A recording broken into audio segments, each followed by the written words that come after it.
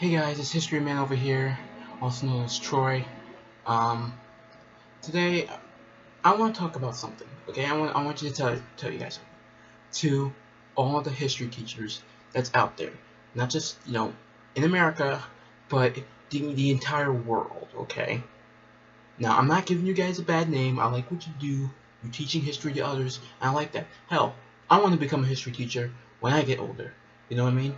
So I agree with you guys 100% what you're doing. But I always gotta say to people, if you want kids, or not just kids, people in general, to be interested in history, you have to make it fun about it, okay?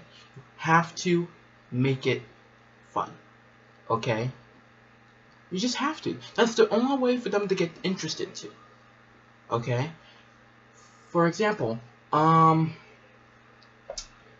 now, I'm not sure if I tell you guys about this, but if you do know, as you guys know, I'm not sure if I told you about this or not, but in school, in my my lunch period, I actually go to my former history class and help out the students that need help with their world history, because he teaches world history, but he teaches both. He teaches world history and American history.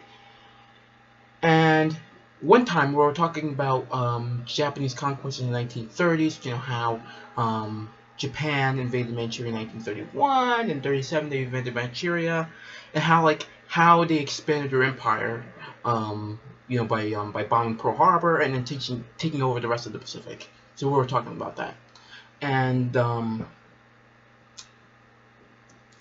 he was looking at like a documentary. It was called, if you haven't watched it, if you like history, like I said, well, pretty much, if you, most of the majority of you guys watch my channel that do like history, so this documentary is called The World at War, and it's from the 1970s, and they actually interview.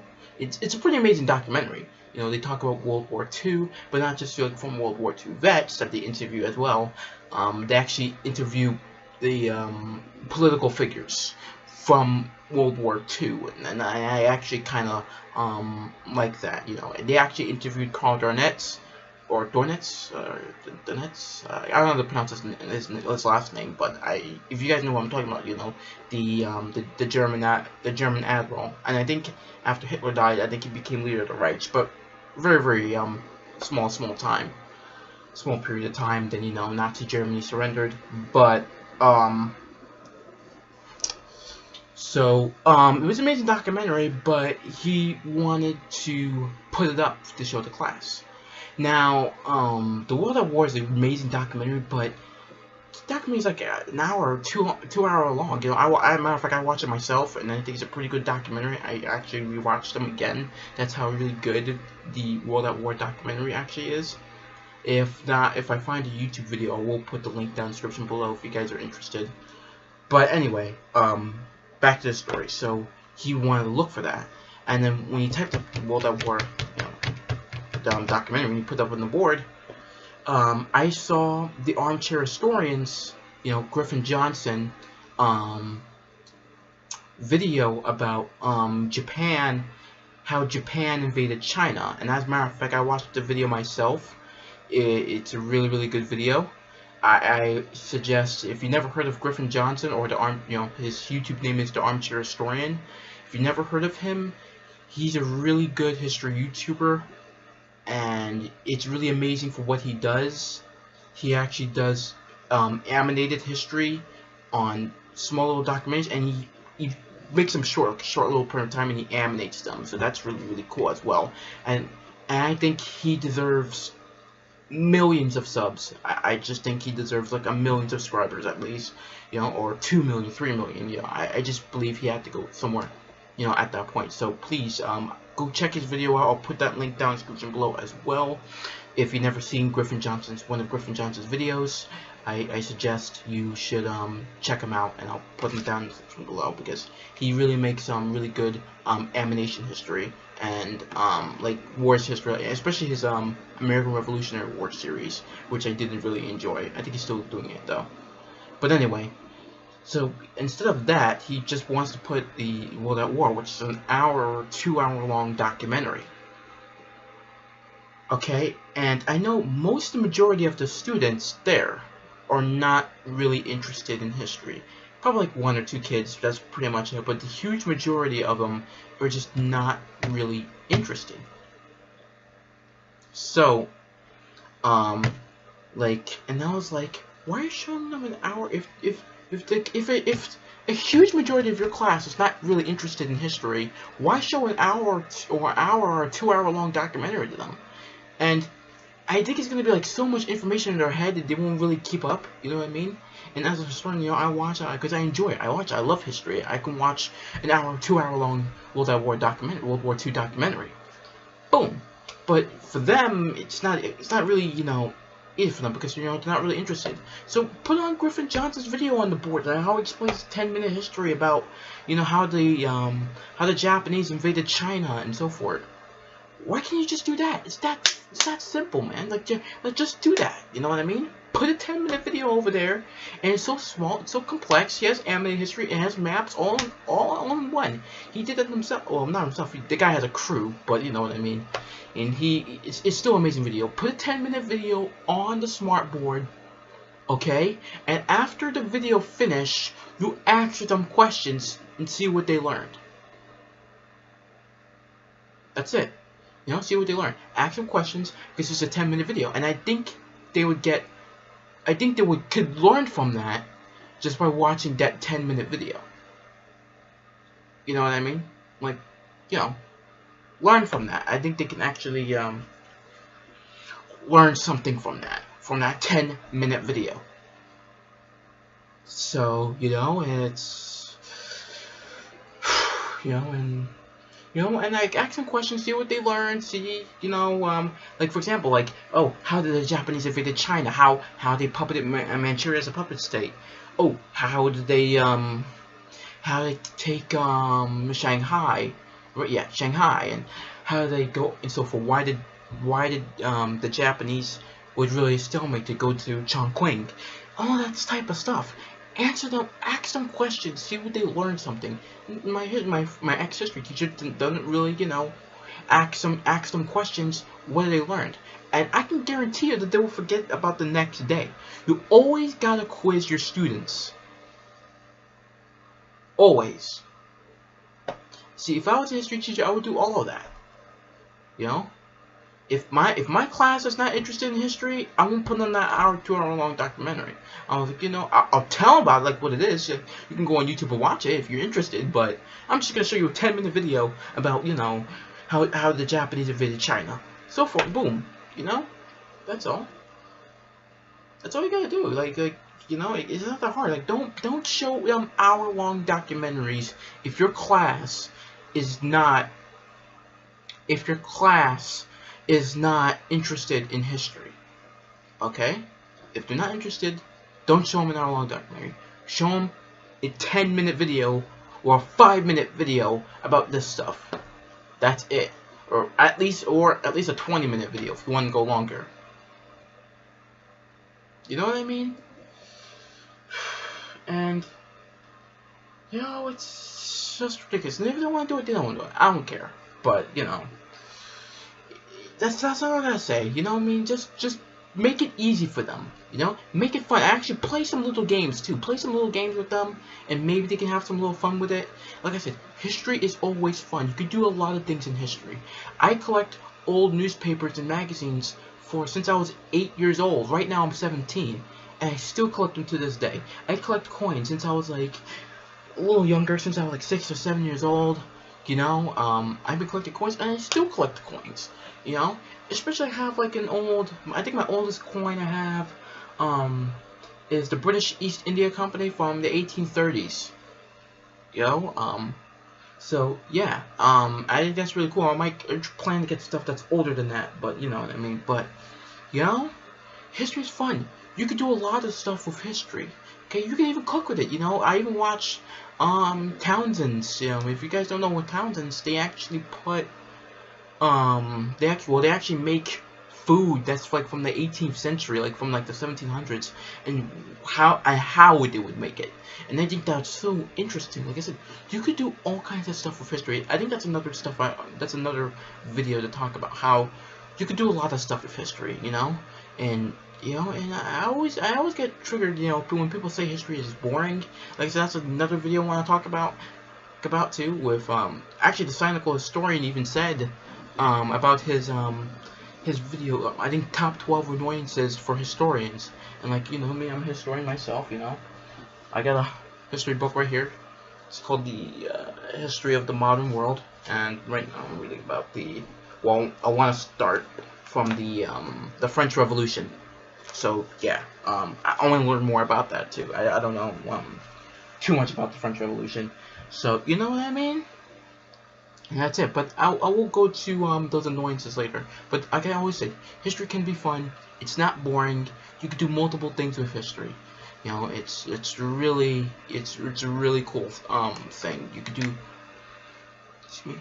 do multiple things with history, multiple ways and things. Like you can collect items that's like from the past. You can even metal detect. Most of my my subscribers are metal detectors. And they actually, you know, dig stuff like from the ground, like from like the Civil War, World War II, World War I, you know, and it's really amazing what they find, and I bet they have very fun with history also as well, you know. And like I said, I always get triggered that, you know, people think history is boring, and I'm gonna say this too, that you gotta realize that history is a story, okay? It's a story of us.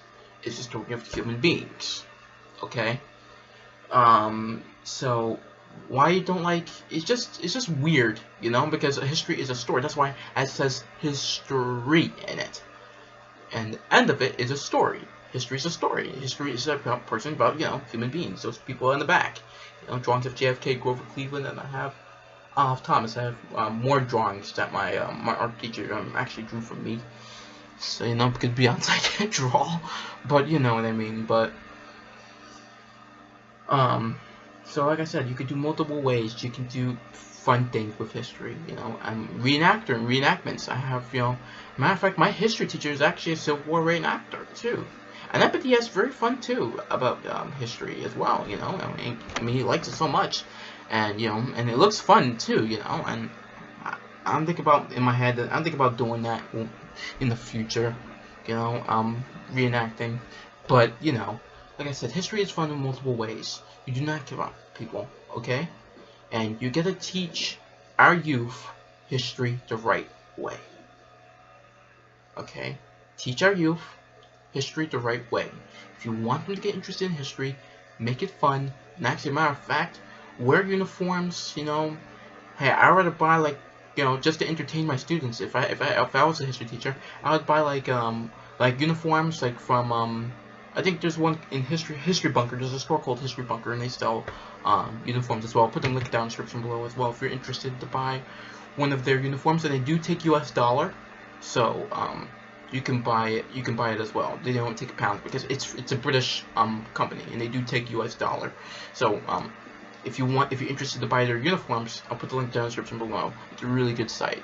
But I would rather purchase, you know, a lot of money on these uniforms, like $200, $100 uniforms, just to entertain my my students, you know, and just pretend that I'm a person from that time period, and you know, it's really amazing, and just pretend what's my experiences, and you know, what I saw, and like, which even though I wasn't born yet, but you know what I mean. I'm pretending like what I saw, like a little reenactment, you know what I mean? Do that, you know, have them entertained, and I think they'll remember quite quickly if you teach our youth history the right way. Period. Now, for me, I was self-taught. Pretty much, I just read a book about World War I, and I just got really interested on it. So I didn't really, you know, no history teacher. I mean, Yeah, there's actually teachers that got me interested. We were doing like a book back in the days when we did book reports. I don't think they do book reports in schools nowadays, but she told me to do a book about World War I, and I got interested in it, and it was fun, and I wanted to read more about history. So to me, I was pretty much kind of self-taught, but at the same time, she did got me interested. So, but it's history is a fun way, and you can do multiple things with it. And just don't give up. Don't give up. You can do multiple ways to get them interested in history. I always tell people history is not boring, and I will make another video about how some annoyances for historians as well, and I'll about what Cypher said and things, and I kind of agree with him when he says, and I will share with you guys what he said too as well. Some of the things I agree with. Well, all right. So that's pretty much, I don't know, it's 15 minutes into the video, but I don't want to get this video too long. But always gotta make if you want our youth to learn about history, you gotta teach them the right way. The ones that are not interested, they teach them in the wrong way. That's the reason why they're not interested in history, you know what I mean? Because they've been taught the wrong way. You know what I mean? They've been taught the wrong way. You know what I mean? Because just not having fun. Because, like I said, mostly, like, a lot of history teachers actually, like, say, like, what's the events, what's the, like, or they just give you events, names, dates, and so forth. You're just gonna read them, that's it. But, like, make them fun so they can remember, you know what I mean, remember our history. And remember, if I'm not saying wrong, remember what George, I think his last name Santayana. I don't remember how that pronounce. I don't know how to pronounce his last name, but he even said back in 1904 or 05, also 03. I think it was no 03. I'm not sure, but he said that those who do not remember the past are condemned to repeat it. And he's 100% right, because that's another story I have to go through. That what's his name? These communist-like rallies starting to pop up the place. Oh, that's another story, you know what I mean? But, that's another story. I think I said that in my they need to teach more history in schools rant, even though it wasn't really like a rant. It was during a live stream too, and everybody was asking me questions, and I like to reply the comments as well when I see. But what I have to make? Oh yeah, the communist rallies. Now, I'm not a communist, okay? These people are, I would say, repeating history with these rallies, and they said they want to make a revolution? Okay, and you want to make the country communist? You know what I mean? Like I said, even like, actually there's a viewer here, and I actually talked him to the PlayStation, called, his name is, The Survivor. Okay, and we were talking about communist rallies, and how these people they just want to repeat history, and the system, guys, the system doesn't work. Okay, it does not work. All right, the system does not work. It does not work. I like the idea. Everyone is equal. Everyone is equal. Everybody gets the same stuff. Everybody gets the same stuff. Everyone's equal. You got free healthcare, free college.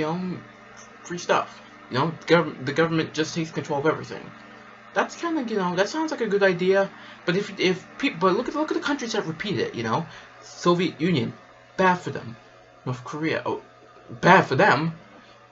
China, bad for them with Mao. I'm not sure, Vietnam and Cuba, all these communist countries. I didn't think Ethiopia they had like a huge famine in the 80s. Guys, have you ever picked up a history book and just seen like these countries did for example have you even picked up a history book? Have you picked up a history book and see these countries actually try the communist government, a communist system, and it just didn't work out for them because they had huge famines obviously for no reason. Pretty much what communism tried in reality It's pretty much like one guy in power. Period. So, you know, it just doesn't work. The system just doesn't work, guys. And you always try to educate these people, but it's like, oh, no. There were lies, man. There were lies. Even though it truly happened, there's actually proof that it happened. I don't know, dude. I don't know. But, like I said, if you want to teach our youth, and if you don't want to repeat history, if you want to try those people to stop it, make it fun. See, they don't do those stupid rallies, especially if they talk about history. Alright guys, it's 20 minutes into the video. You know, like, comment, subscribe, and take care.